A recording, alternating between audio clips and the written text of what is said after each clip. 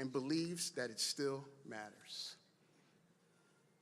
Mr. President, today you are among young people of talent, purpose, aspiration, and skills, each one still believing and knowing that what they do will matter today and for generations to come.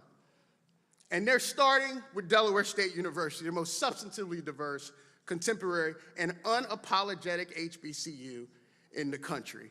Students, make sure you let President Biden hear why we are the #1 HBCU in the country. Let's make some noise again.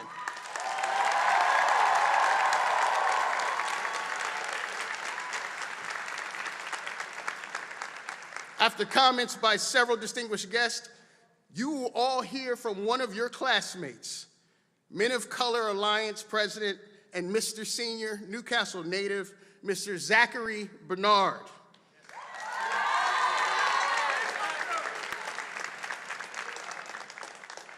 Zachary will introduce the president and explain just what this latest game-changing narrative will mean for his family. Until that time, I want everybody to recognize that this is a history-making day, a history-making day. And I'm so glad to be the proud president of this fine institution. God bless you all.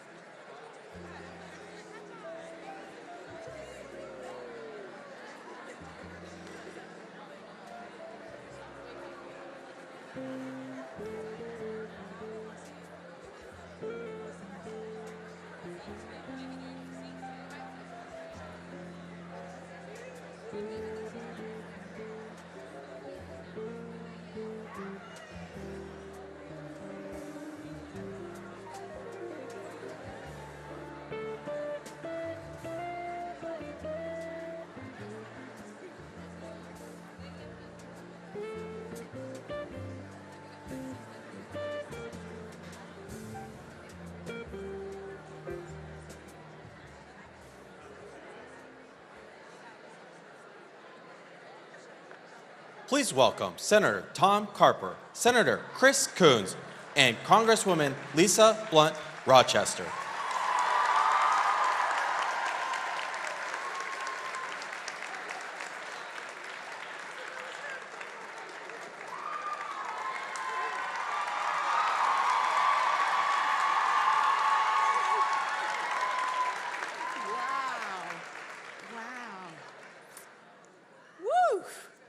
Wow. President Biden, President Allen, Board Chair Davonna Williams and the board, students, faculty, staff, my colleagues, friends, and DSU Hornets. We have any Hornets in the house? We got some Hornets in the house? All right. Well, it is truly a glorious day to be at Delaware State University. May I say that again? It is a truly glorious day to be at the Delaware State University. Now, everybody in this room knows how, I don't know why dope came to my mind, but how dope Delaware State University is. Everybody in this room knows, but in case you didn't know, across the country, Delaware State University is the number two public HBCU, but Hornets are rising, and we're going to be number one. And so today we will hear from the President of the United States, our number one Delawarean, Joe Biden. And I'm not sure if he can hear us in the back, but I just wanted to say, welcome home, Mr. President, welcome home. Now, we have a president who is committed to investing in and uplifting America's working and middle-class families. He is a president who grew up in a working-class family, so he knows the struggles that families face even today, which is why during these challenging times, he's leaving no stone unturned as we recover from the pandemic, as we rebuild our economy, and as we restore the soul of America. It is fitting that we would be here at Delaware State University, an extraordinary HBCU that has been elevating students for over 130 years. As Delaware's former Secretary of Labor, and as the co-chair and founder of the Bipartisan Future Work Caucus, I know how important jobs are. I know how important it is for us to prepare not only for the future, but for today. Delaware State University does just that. They prepare you for today and for the future so that you can succeed at home and also compete globally. And for many of them in this country right now, they are weighed down by student loan debt. It was challenging before the pandemic, but then when the pandemic came, it became a crushing weight that has been unbearable. President Biden's student loan debt forgiveness program will benefit millions of people across our country, including students at Delaware State University today, by unburdening them financially so that they can invest in our economy and also live the future that they envision for themselves, for their families, and for their communities. So today, I say thank you, Mr. President. Can I get a thank you? Thank you, Mr. President. Thank you, Mr. President, for keeping your commitment to help individuals and families across this country. The president always uses a word to describe this country, and that word is possibilities. Well, again, we thank you, Mr. President, for making sure that it is possible for us in Delaware and across the country to live our best lives. Thank you so much, and welcome to Delaware State University.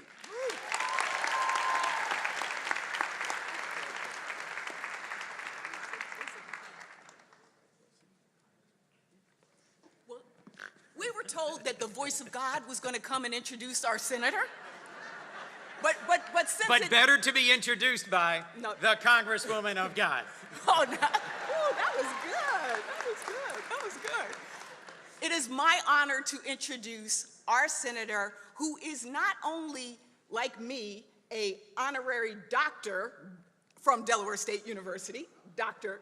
Coons, but is also the co-chair of the bipartisan HBCU caucus in the Senate. Ladies and gentlemen, give it up for Senator Chris Coons. Thank you, Congresswoman. Thank you, Lisa. Thank you, Congresswoman. We are so blessed to have a Congresswoman with such strength and skill and heart representing us on the most important committee in the House of Representatives. Please give a round of applause for Congresswoman Lisa Blunt Rochester. To President Dr. Tony Allen, to Board Chair Dr. Devonna Williams, to everybody who teaches, who works, who serves, or who studies here at the amazing Delaware State University, greetings. It is such a blessing today to have President Biden not just come home to Delaware, but to come home to Delaware State. This is another Biden win, another promise made and promise kept. Because when he was running for president, he talked about restoring the soul of our nation, yes, and about knocking down the barriers to the middle class. When Pell Grants were first created decades ago, they were enough to make it affordable to go to college, and they have not kept up.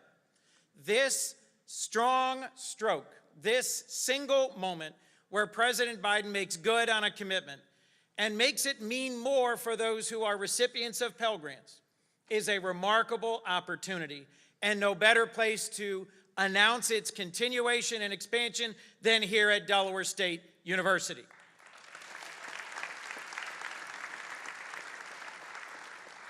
Historically, black colleges and universities since their founding have been engines of opportunity. And nowhere is that more true than here at Delaware State University. And I am convinced that what we are unleashing now through President Biden's initiative is a new generation of access and of opportunity. I know personally folks who work with me or who I know from the community or who I believe are here today who will benefit, whose lives will be changed and advanced by this loan forgiveness. How many of you have looked at the details of the President's college loan forgiveness application? How many of you after today are going to go look at the details of the loan forgiveness application? Let me say just one last thing before I introduce my friend and colleague, Tom Carper. Take a look at the public service loan forgiveness part. Whether you've worked in county, city, or state government, whether you've worked for a nonprofit, there are greater opportunities than ever before for those who are the lifeblood of democracy, the folks who make our communities and our governments run and serve others, to benefit from public service loan forgiveness. So if you're still a student, if you've just graduated, if you're about to go out into the work world, or if you've been serving, those who keep our families safe, those who help keep us healthy, those who keep the lights on and sweep the streets, those who teach our children, all have a new and expanded opportunity. Please look into it and realize just how much is being offered here today.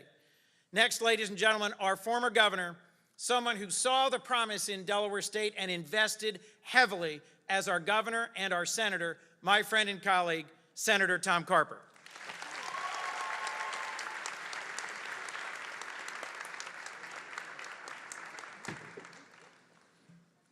I'm Tom Carper, and I approve those messages. Do you? All right.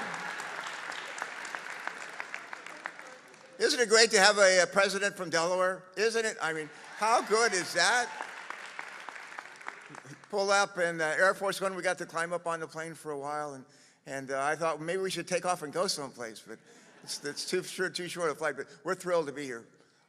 President Allen, it's great to be with you, the leadership of our university, our lieutenant governor, our mayor, attorney general, mayor of Dover. It's great to be here with all of you. When I give commencement speeches, a lot of times I lead them off with these words. The two most important days of our life are, first of all, the day we were born, and secondly, the day we figured out why. day we figured out why. For those of you who are students at the University of Delaware, or faculty, or what, do you remember the first time you thought about Delaware State, the first time you stepped foot on Delaware State? I remember my first time. I had been a naval flight officer in the Vietnam War, came back from the war, got an MBA, moved to Delaware from California, got an MBA, and moved to Delaware. And I ended up working for the Delaware Economic Development Office. And we had our office right here on this campus of Delaware State University. It was a car campus. It was underfunded. It was not Delaware State University, it was Delaware State College. Underfunded, underappreciated, undervalued, underinvested. And I remember having come down from the University of Delaware, which had everything, to this Delaware State College car campus, and just thinking, boy, somebody should do something about it.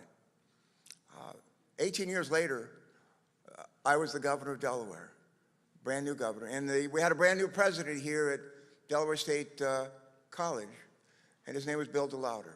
Anybody remember Bill DeLauder? Put your hands together. What a great leader. What a great leader. And in my first or second month as governor, he came to see me. And he said, Governor, introduced himself. He's up from North Carolina A&T. And he said, why don't we transform Delaware State College into Delaware State University? And that's what we did.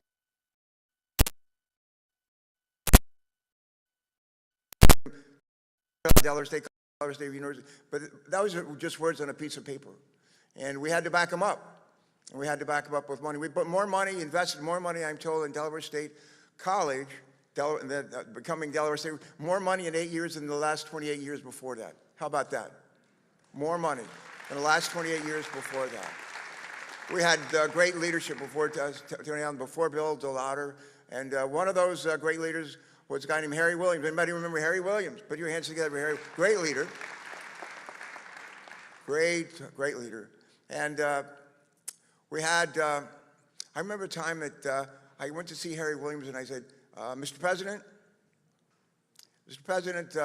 I went to Ohio State, and I keep in touch with Ohio, and I learned about something you're doing in Ohio that's kind of different and interesting. He said, what is that? And I said, they're taking the idea of a high school and putting it in a college. And the students earn a high school degree, but they also earn credit toward going to college. And I said, what do you think? And he said, well, let me find out about that. And that's what we did. And Delaware State University became one of the first universities to do that. And it worked so well that now they're saying we're not just going to have a high school where folks can earn their way, but we're going to have a middle school, right? A middle school, you bet. And the president has proposed the loan forgiveness. And the idea behind it is really golden rule. Treat other people the way you want to be treated. It's Matthew 25. How should we treat the least of these in our society? But one of the things, I'll close with this, one of the things that Delaware State is doing is providing an example for the rest of the country. Beyond loan forgiveness, how about the idea of making sure that when kids are in high school, they're earning credits toward college? How about making sure that when kids are in middle school, they're earning credit toward college? And that's one of the smartest things we can do. And one of the schools pioneering and showing how to do it is all of you. All of you. That's worth applauding. I think that's worth shouting about.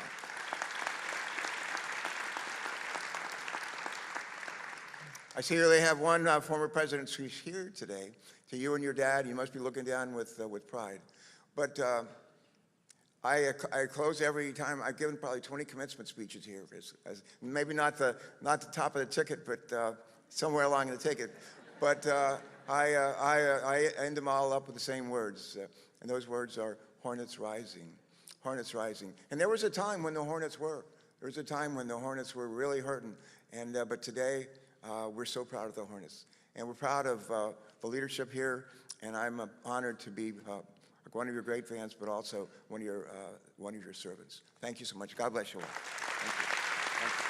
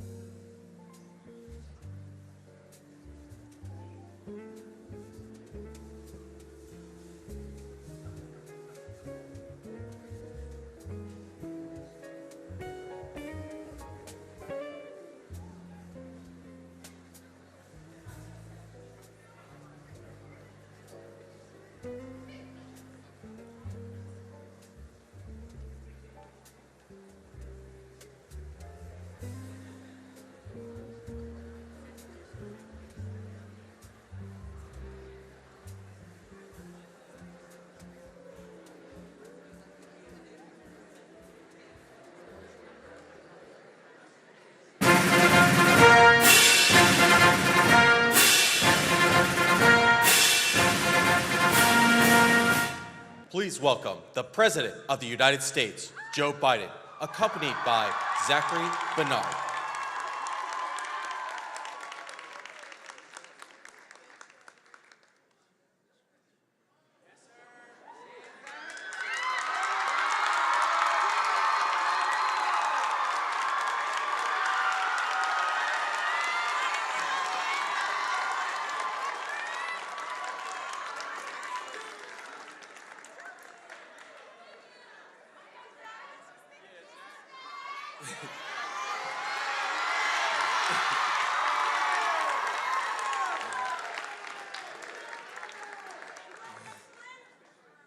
Greetings, Hornets, faculty members, and Biden administration. My name is Zachary Bernard.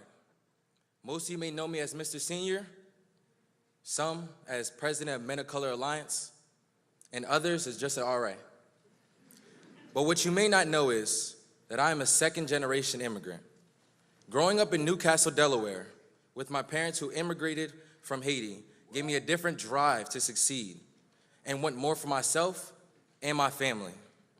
Knowing that every step I take forward is literally making history in my bloodline has pushed me to take advantage of every opportunity at Delaware State University.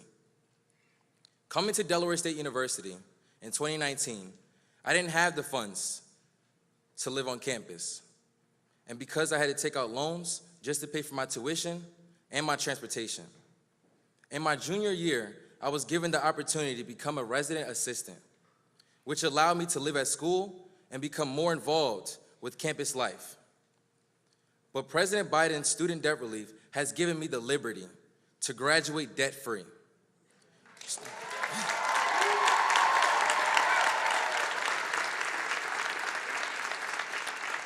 Student loan debt relief will impact millions of people just like me. This relief will help my friends who are currently paying their own student bills. So after they walk across the stage, they won't have to continue paying out of pocket and can instead think about starting a business or going straight to grad school or even saving for a house. This relief is breaking barriers in our communities and in our minds about what we can do with our future.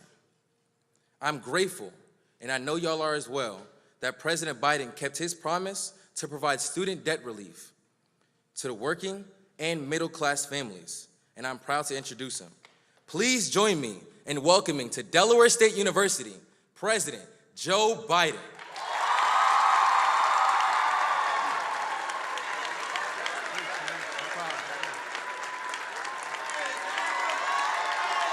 Hey, everybody.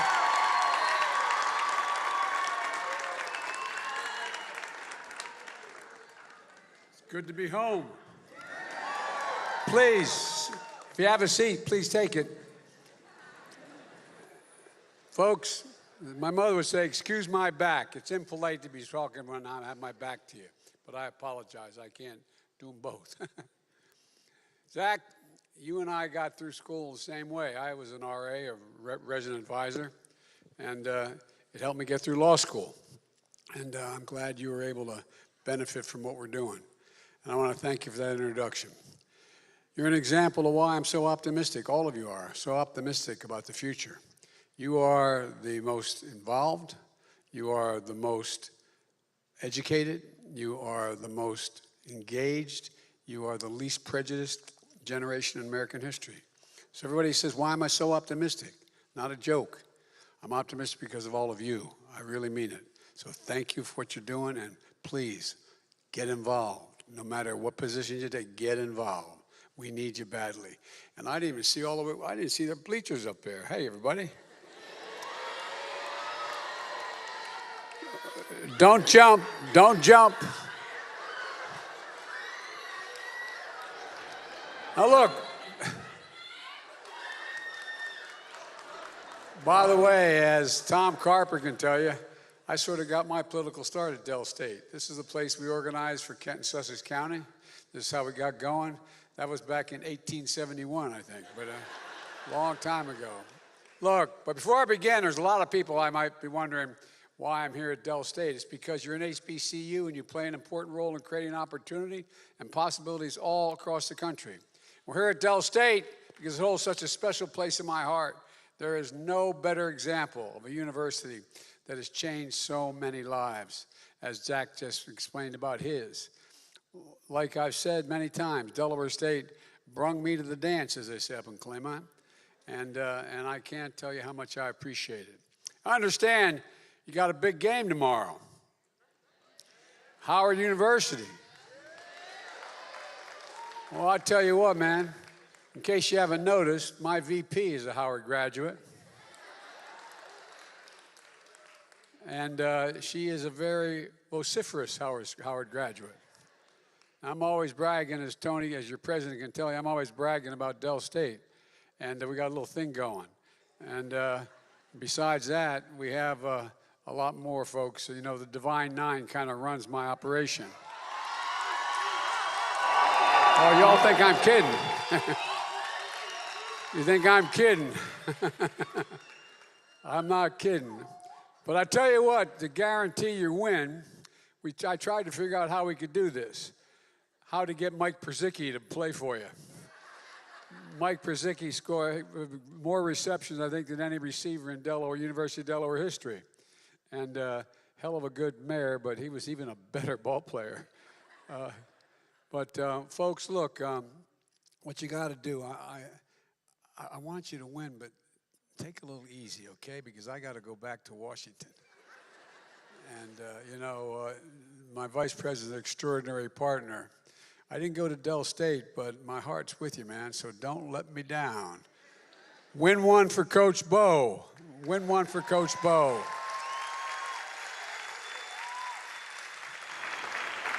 It's great to be here with friends. Delaware has a great leadership and one of the most effective congressional delegations in America, and that's not hyperbole. One of the things I love about this team is we have each other's back. Governor John Carney used to actually work for me, and look, he's now the governor. He's more important than anybody, including me, because he has a wife who is an incredible writer. Anyway, and Tommy Carper, one of my best friends from all politics. We've been doing this a long time, Tommy. And Chris Coons, who has a seat I used to hold. Only difference is that he not only has a law degree, he has a divinity degree. The boy can preach. But he can't preach as well as the next woman, Lisa Blunt Rochester.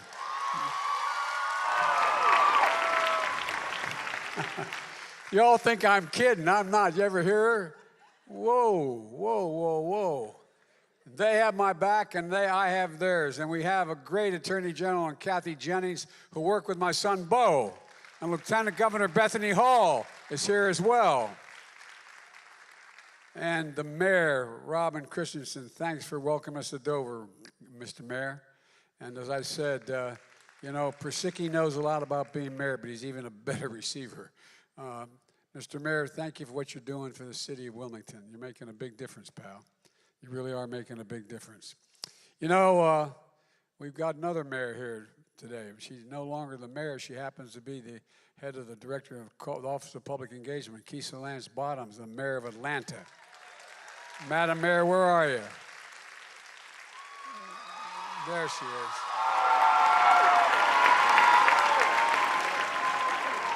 Two things I learned you got to know about Keisha. One, she's smarter than you, and two, she's smarter than me politically as well. That's why I hired her. It's great to have you, and welcome to Dell State I've been bragging about. You know, the fact of the matter is that she's also the mayor of Atlanta, but she's a FAMU grad. Tony, you know where the real power is, as I said in the Divine Nine. And speaking of the president of this great university, this guy used to work for me. Tony worked for me when I was a senator. But then he left because he wanted to become a doctor, a PhD in public policy. But that wasn't good enough. Then he decided he wanted to be president. I got scared as hell he was going to run. But it turned out he wanted to be president of a university. By the way, Tony, I told you a true story. When I left the vice presidency after Bo died, I wasn't going to get involved in politics anymore. So I became a full professor at the University of Pennsylvania. But before that occurred, 3 universities came to me and said they wanted to interview me to consider my being a president of the university. My wife, who's a professor at a community college, she has 2 masters and a PhD, but she's smarter than me. She looked at me, she said, "If you do that, I'm leaving you." She said, "It's one of the toughest jobs in America, especially if you start arguing about parking spaces and office windows." But Tony, thanks, buddy. You're a good friend, and I can't say enough good things about you. And a year ago, I signed an executive order establishing a presidential initiative to strengthen HBCUs all across America. And I appointed Tony to lead that initiative because he's the best. Tony, Keisha, Kamala, and I understand the critical role HBCUs provide for all folks in this country, particularly in building a middle class, basically a ticket to the middle class. HBCUs are great value for all Americans. That's why during the pandemic, my administration did something that's never been done before. We invested $5.8 billion in HBCUs. Some suggested we couldn't get it done, but we got it done. And that money already is out the door being used very well. Tony and his team use a lot of that money combined with the money from the university raised to help students at Dell State with their debt, reducing the debt burden for 225 graduating seniors. That's 225 Delaware State University graduates who can start getting on with their lives without the burden of student debt holding them back. And that's what I want to talk about today. 8 weeks ago, I announced that my administration is going to provide $10,000 in debt relief to everyone, and then this who has that much debt, or up to that much debt, and $20 grand if you received a Pell Grant and your income was under $125,000. It's a plan for people who took out federal student loans before July of this year. And a few days ago, I launched an online application process where you can apply for that debt relief. So folks, one of the things I wanted to make sure is we didn't end up where we're in a position that Barack and I are in terms of the affordable. It was made a little bit more difficult, but we made sure we tested it. We tested it for a weekend to see how it worked, John. And guess what? It worked. Almost 9 million people signed on. Folks, if you have student debt, you got a time limit. Now, if you have student debt, you can go to studentaid.gov. Studentaid.gov. Fill out, it's very easy. Fill out your name, your social security number, your date of birth, and contact information. No forms to upload. No special login to remember. Available in English and Spanish, desktop, and mobile. And folks, it takes less than 5 minutes. If you need additional information, we'll follow up with you. This is a game changer. We're hearing from people all over the country. I have over 10,000 students have written me letters so far, literally 10,000 so far. It's easy to apply as signing up while hanging out with your friends or at home and watching a movie. The vast majority are applying on their phones. And it's easy, it's just simply, it's easy. Now, in less than a week, just close to 22 million people have already given us information to consider this life-changing relief. My commitment when I ran for President of the United States, that if I was elected, I'd make the government work and deliver for the people. A simple application process keeps that commitment, just as I'm keeping my commitment to relieve student debt as borrowers recover from the economic crisis caused by the once-in-a-lifetime pandemic. And the way I think about it, and the way my dad used to talk about this, the way so many at home talk about it around the kitchen table, how much are the monthly bills, and how do you have to pay for those necessities? How much do you have? Is there enough just for a little breathing room, as my dad would say, left over after the end of the month? Our student loan plan lowers costs for Americans as they recover from the pandemic to give everybody a little more breathing room. I want to be clear who's going to benefit most. Working people, middle-class folks, that earn under 125 grand, you get up to $10,000 knocked off the debt, and if you earn under 125 grand, you receive a Pell Grant, you get a $20,000 knocked off. And in total, more than 40 million Americans stand to benefit from this relief. For borrowers out of school, nearly 90% of the relief are going to go to people making under $75,000 a year. Let me be clear, not a dime will go to the top 5% of incomes, period. It goes to people who really need it. And across America, nearly every Pell Grant recipient comes from a family making under $60,000. 2/3 come from families making under $30,000 a year. Here at Dell State, over 75% of the students are Pell Grant recipients. That matters for millions of working and middle-class people. Now let's talk about who's against helping the millions of you who need the help, who want to make sure you have a shot. Republican members of Congress and Republican governors are doing everything they can to deny this relief, even to their own constituents. As soon as I announced my administration's plan on student debt, they started attacking it, saying all kinds of things. Their outrage is wrong and it's hypocritical.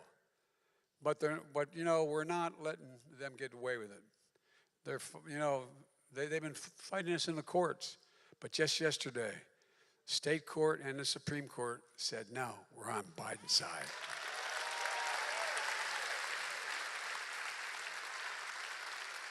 I will never apologize for helping working and middle-class Americans as they recover from the pandemic, especially not to the same Republicans officials who voted for a $2 trillion tax cut that mainly benefited the wealthy Americans and the biggest corporations that wasn't paid for and racked up our deficit. I don't want to hear it from MAGA Republicans, officials who had hundreds of thousands of dollars of debts, even millions of dollars in pandemic relief loans forgiven, who now are attacking me for helping working class and middle class Americans. My team at the White House posted a video of this, folks, online. You should check it out. Marjorie Taylor Greene, she and her husband got $180,000 in business loans forgiven from the PPP program. She said it's completely unfair for us to forgive student loans for working and middle-class Americans. Representative Vern Buchanan of Florida said our plan was reckless. Guess how much he got in that program forgiven? $2,300,000. This is not a joke. Can't make this stuff up. Republican governors wrote me a letter saying this relief only helps the elite few. You all know you're the elite few? I knew you were really special, but I know you're the elite few.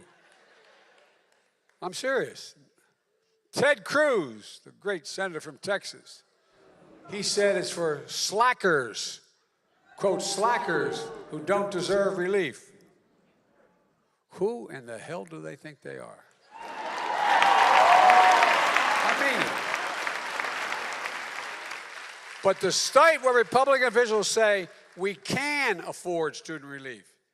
That's because the first 2 years of my administration, that's because of the historic deficit reduction, the very deficit reduction the Republicans voted against. This morning, my administration announced that this year the deficit fell. The federal deficit fell by $1.4 trillion just this year. The largest one-year drop in all of American history, $1.4 trillion. And it follows last year's historic drop in the deficit of $350 billion. We're going to reduce the deficit by another $250 billion over the next decade. And the reason for that is because of Medicare is going to be able to negotiate drug prices and lower the cost. We pay the highest drug prices of any nation in the world for the same drug. You can buy the same exact drug in a drugstore here in Dover or Wilmington. And if you go over to Paris, France, or anywhere in Europe, it can be as much as 40% to 60% less. Same exact drug. So folks, I don't want to hear any weeping and gnashing of teeth from pharma, the big companies. Folks, in just 20 months since I've been in office, we've cut the deficit in half. And that's not all. In relieving student debt, we're also resuming student loan repayments that you're going to have to start to pay because we had this long period where no one had to pay because of the pandemic. So come January, folks whose debt isn't fully canceled are going to have to start paying the student loans off. That means billions of dollars a year are going to start coming back into the Treasury as well. My administration's plan is economically responsible and an economically responsible course to ensure a smooth transition to repayment and prevent unnecessary defaults. And it's also focused on going after fraudsters who call borrowers to pretend they're the government and want to help you with your loans. If you get a call, hang up. Not a joke. Let's be clear. Pay no attention to them because you never have to pay for help with your federal student loans. Don't listen to anyone who calls. I told you just go online. It's 4 questions. And if you get any questions, please report to the following website, reportfraud.ftc.gov. Report fraud. My message to the fraudsters looking to cheat the American people is don't do it, man, because we're going to hold you accountable. We're going to come for you. My administration is also taking additional steps to make education a ticket to the middle class that folks can actually afford. For example, we're fixing what used to be called the Public Service Loan Forgiveness Program. This program forgives student loans to encourage those students to go into public service, public school teachers, local police officers, workers at local charities, members of the military and the National Guard. So if you serve in one of these jobs and you make your loan payments for 10 years, even if it's not consecutive years, the remainder of your balance will be completely forgiven. The remainder completely forgiven. The changes we've made expire, though, on October 31. So folks, move quickly. So my message to all public servants out there with student debt is apply today, pslf.gov, pslf.gov to get that loan forgiven. And let me close with this message to the young people of this nation. I've always believed your generation, as I said, represented the best educated, most talented, least prejudiced generation in our history. And that today we face an inflection point. One of those moments that only come every several generations where there is so much change happening technologically, politically, socially, environmentally, that the decisions we make now are going to determine the future of our nation and the future of your generation for the next 30 years. More change is going to occur in the next 10 years than the last 40 years that we've been around. Not a joke. And guess what? I know that you feel like it's an added burden on top of all you've already been through. I'm not saying you have to shoulder the burden on your own. The task at hand and the task ahead is the work of all of us. What I'm saying is you represent the best of us. A generation and your generation will not be ignored. You'll not be shunned. You'll not be silenced. Just look at what happens when you speak out. 2 years ago, perhaps many of you voted in your first election or volunteered in your first election. You understood the choice and the stakes. And because you exercised your right to vote, you elected me president and Kamala vice president, the highest ranking woman ever to be elected in American history. And since then,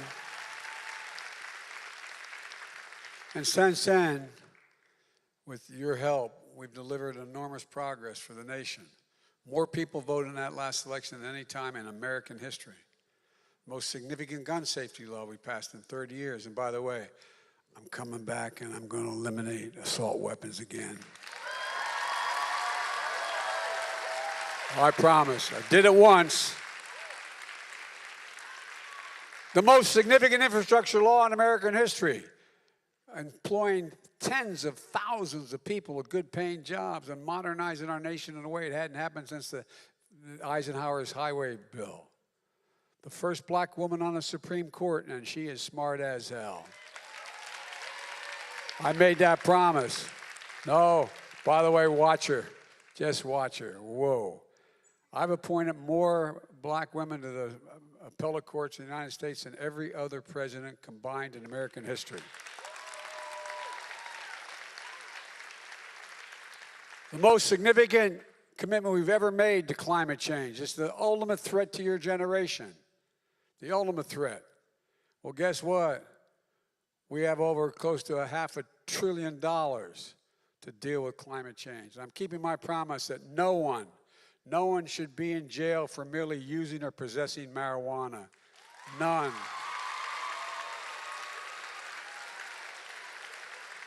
And the records which hold up people from being able to get jobs and like should be totally expunged.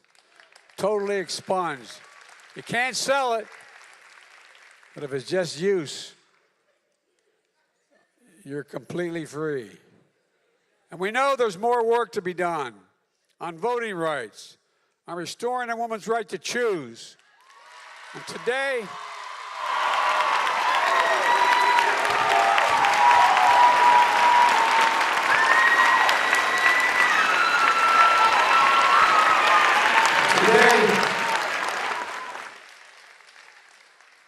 look, my hope is, with the help of our delegation, if we maintain the Senate and pick up a couple senators, we're going to see to it that we completely codify Roe v. Wade in every state. Codify it. A national codification.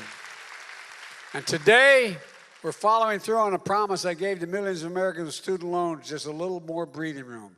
Together, we're making our democracy deliver for the American people. And it strengthens all America. When those who struggle in those from backgrounds like a lot of us, when we do well, the whole country does well. The wealthy do well. Everyone does well. I am so sick and tired of trickle-down economics. I had it up to here. Guess what?